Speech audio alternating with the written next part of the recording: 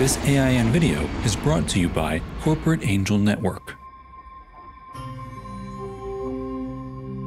Can new technology, including electrical power and autonomous flight, make aviation more sustainable and expand its horizons into urban areas that it currently struggles to reach? Well, the companies behind almost 200 new aircraft programs now in the works believe they are on the cusp of revolutionizing aviation. Some of the new designs are essentially flying cars that wouldn't look out of place in sci-fi comic books. Others look far more conventional, including those built around existing fixed-wing architecture and derivatives from helicopters and tiltrotor concepts.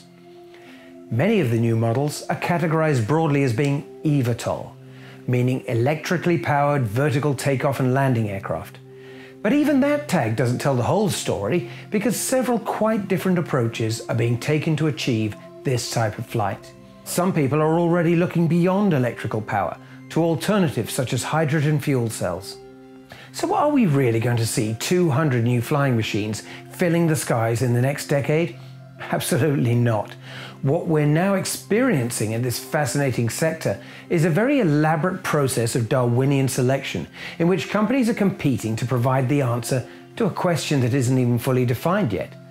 Multiple variables will determine who proves to be successful, and what success even looks like. Firstly, there's money. Many millions of dollars are already flooding into the sector, much of it coming from venture capitalists, and a lot of it from investors from well outside of the mainstream aerospace industry.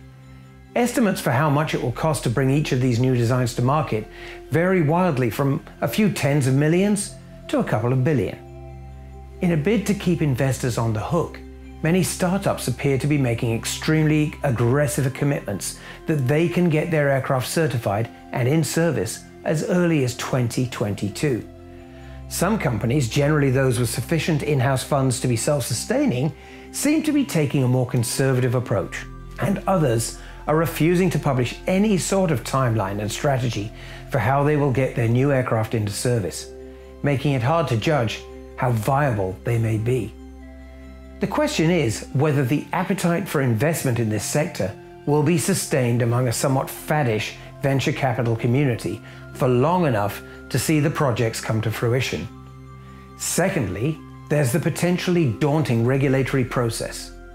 Only now are leading regulators around the world even starting to define how they will handle type certification approvals for these new classes of aircraft.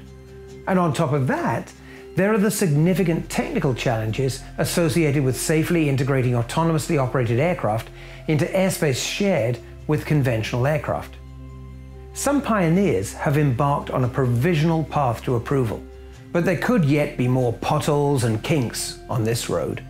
Again, some of the startups are betraying a degree of naivety, well, some would say boundless optimism, about how difficult this might prove to be.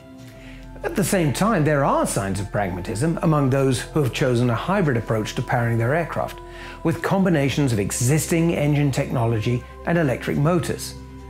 And many of the new designs can be operated either with a pilot on board or, like existing drones, autonomously. Beyond regulation, public acceptance is also a potential roadblock.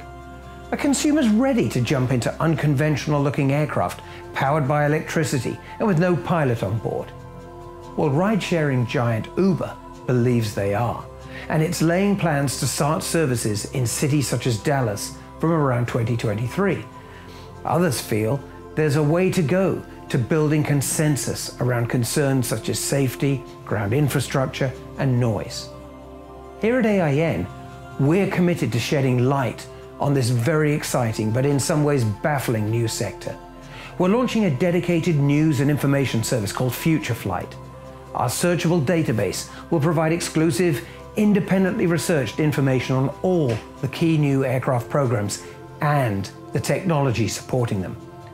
We'll provide an objective assessment of where this sector is going, and with our dedicated newsletter, subscribers won't miss any of the developments in this field as they happen. So does all of this amount to a flight of fancy, or the future of flight? Stick with us and watch this space. If you've enjoyed this video, please give it a thumbs up, share it, and subscribe to our channel. Also, visit ainonline.com and check out our e-newsletters for all the latest on the aviation industry.